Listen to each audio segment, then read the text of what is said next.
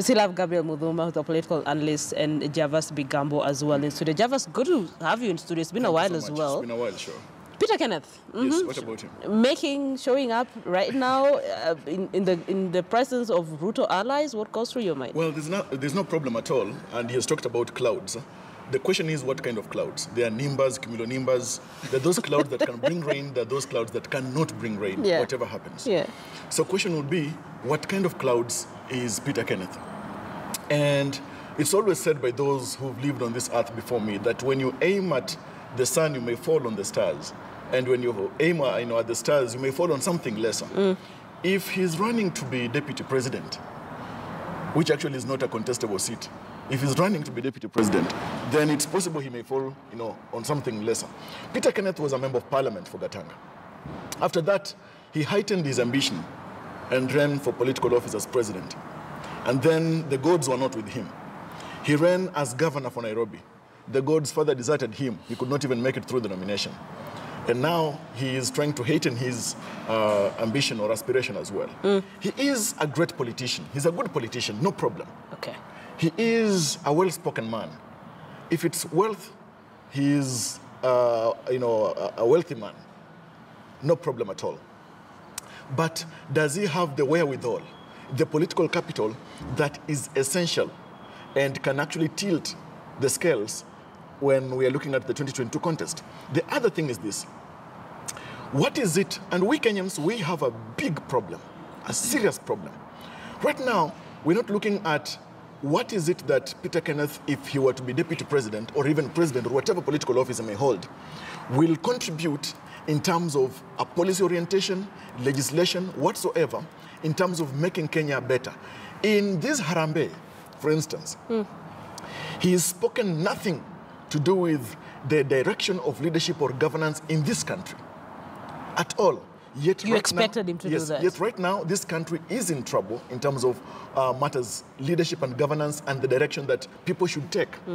Now, right now, if at all there is the excitement that him joining the Ruto camp essentially makes him a serious heavyweight politically, then I think we are missing again the boat by the river.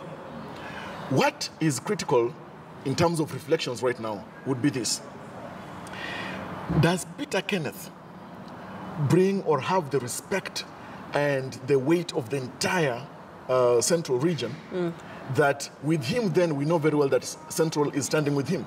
When the late John Mishuki said that Uhuru Kenyatta is the spokesperson of the central region. I remember that. That was law, customary law politically.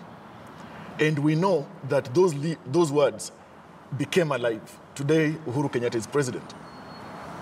Uhuru Kenyatta or no other leader has spoken in terms of political customary law that would entrench Peter Kenneth as the heir apparent of the leadership of Central Region upon the exit of President Kenyatta. In the absence of that, I think, one, it's too ambitious, and we are very philanthropic with imagination to assume that Peter Kenneth then is the heavyweight that William Ruto needs to clinch the presidency with Peter Kenneth on his side. You don't think it is? Mudhuma? No, you see, politics, like we were talking earlier on, is very dicey. And when you look at the political crystal ball in this country, and if I'm to use the current president, Uhuru Kenyatta, as a guide, you will remember he lost the Gatondo seat. You will remember that the Gema community actually made him irrelevant at one point. They went with Kibaki. And at some point, as Kibaki was coming to finish his term, they made him relevant. That's the politics we play in this country. Could this be the line that Peter Kenneth is taking? We never know. We have to wait and see. Like Javas has put it, he's a man of means.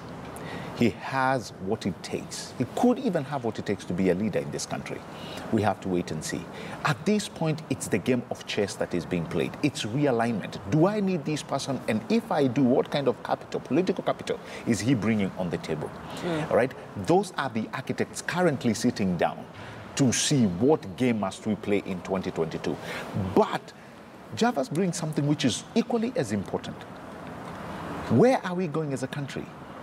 I think that's what we need to be talking. That's the plate that has been served, leader, on our table today. Matters corruption, where are we? Big Four agenda. How do we need to ensure that come 2022, the Kenyan voter will be like, man, I need to give you guys years to continue this great job that you have done. I told somebody, and I meant this, Linda, I told them, if the Big Four works, because they actually speak to the common Kenyan, if they do work, whoever will be the heir then will have a very easy ride. As a matter of fact, it will be a transition. Should they not, people will be in trouble.